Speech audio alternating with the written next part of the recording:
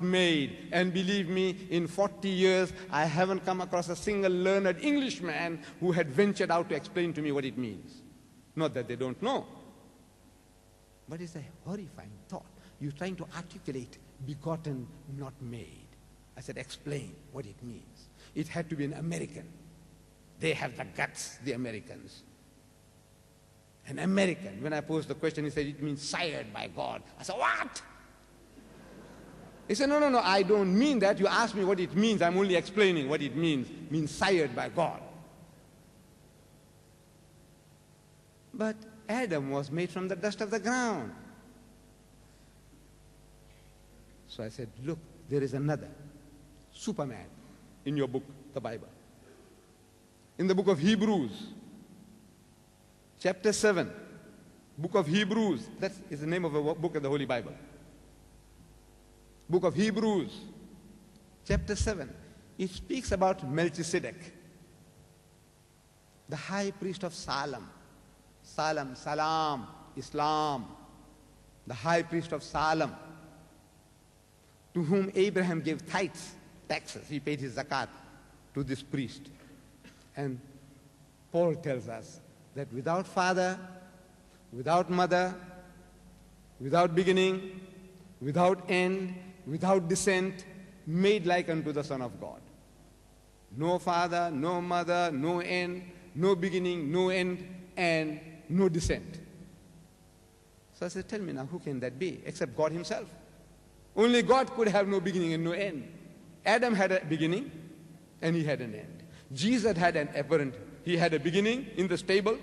We are told in the Gospel of St. Luke that when he was 8 days old, he was circumcised and named Jesus by the angel when he was in his mother's womb. So if he was in his mother's womb, that means he had a beginning. And according to the Christians, he gave up the ghost on the cross. So he had an apparent end. This man, Melchizedek, no father, no mother, no descent, no beginning, no end. I said, worship him. The man deserves to be worshipped. But nobody seems to have heard of him. It's an amazing thing. When I showed this to the learned men of Christianity, I said, look at this. And they seem to be seeing it for the first time. Never saw it before. I said, it's there. You're reading it. What are you reading? However,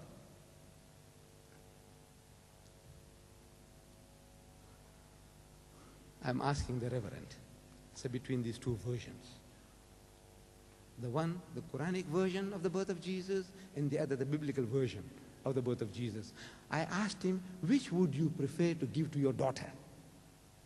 And he bowed his head in humility, and he said, I would prefer to give the Quranic version. The man was honest. He was humble. I would prefer to give the Quranic version. But people don't want to have access to this book. They don't want to see it. They don't want to touch it. I had some sick people in my office this morning. A pastor of the Pentecostal church this morning in my office. And I'm asking him whether he's seen the Quran. He says, no. I said, look, you haven't read the Quran. He says, no, I don't want to touch it. I don't want to see it. I said, look, this book, 1,000 million people in the world today who take this as a book of authority. Even out of curiosity, you ought to see this book. If you want to understand the mentality of these 1,000 million people, common sense demands that you see the book. Common sense. You ought to know what the guy is thinking, what he's talking about. So I'll never touch it. He'll never touch it.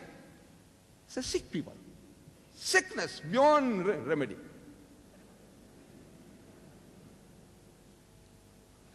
I said, just from the worldly point of view, look, in our universities, they're teaching our children to analyze Das Kapital by Karl Marx.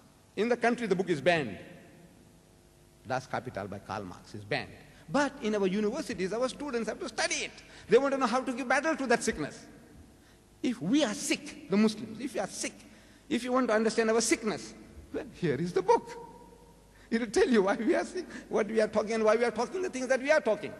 But if you don't have access to this book, if you don't want to see this book, how will you know? How are you going to give battle to the sickness? No, but it's a sickness. That sickness is a sickness beyond repair.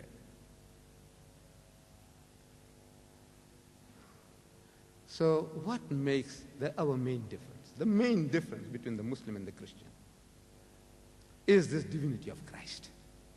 Look, we say he was one of the mightiest messengers of God. He was born miraculously. He gave life to the dead by God's permission. He healed those born blind and the lepers by God's permission.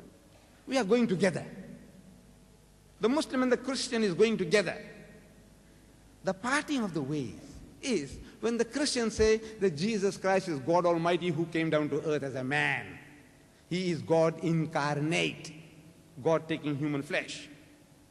We Muslims, we say God does not incarnate. He doesn't take human form. This is our battle. So what makes him God? Look, his birth. If it is his birth, then Adam is greater than Jesus. If it is birth, Melchizedek is greater than Jesus. These are all false standards. I agree. You'll agree. These are false standards of judging. But if you bring these standards, false standards, I say, look, according to your own standards, you will lose. You will come out second best. So what makes him God? I was speaking to Reverend Dr. Morris of the Presbyterian Church in Canada, DD. He had come to South Africa on a visit, and I had taken him to the Golden Peacock in Durban. Not Tehran, here in Durban, there's a Golden Peacock, beautiful restaurant. I had taken them for lunch. And at the table, I was telling, I said, look, we believe in Jesus. All these things about this mighty messenger of God. The only real difference is this, the divinity. And for that I said, look, you have no authority. There is not a single verse in the whole vast volume of the Bible, 66 books.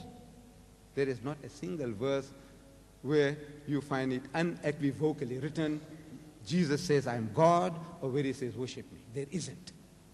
I said, there is nowhere in the Bible where he says, me and the God Almighty are one and the same person. And that tickled his memory.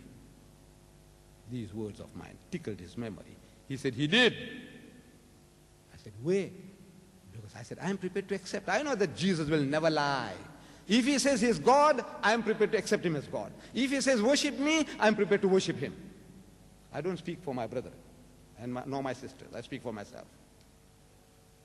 Because if there was such a thing, if Jesus made such a claim, I submit unreservedly. Where does he say? He said, no, he did say. I said, what? He said, I and my Father are one.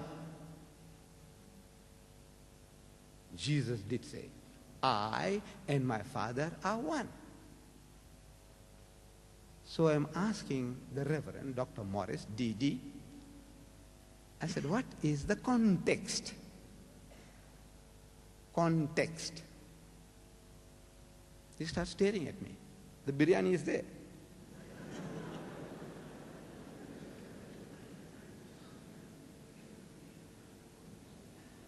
He kept on staring at me. I said, why, sir? Don't you know what is the context? I said, you see, what you quoted is the text. John chapter 10, verse 30. Text. I want the context, the text that goes with it, before or after. What is the context? And the man kept on staring at me, as if he didn't understand English. He is DD. I'm D that.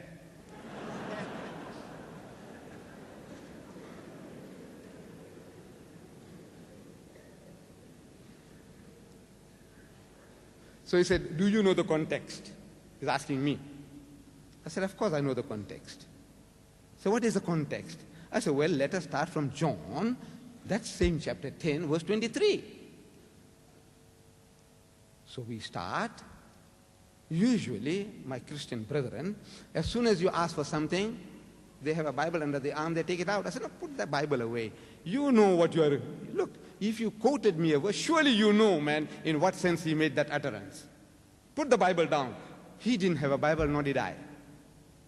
So, what is the context? As John, we start from verse 23. It reads, and Jesus walked in Solomon's porch, meaning in the temple of Jerusalem, alone. I don't know why he was tempting the devil, walking alone. You know, he had condemned them for their formalism, their ceremonialism, the going for the letter of the law, forgetting the spirit. He said, you hypocrites, you generation of vipers, you whited sepulchres, you wicked and adulterous generation. These are all these beautiful epithets he had thrown at them. And a little while before he had gone into the temple and he made a whip, knotted whip, and he started whipping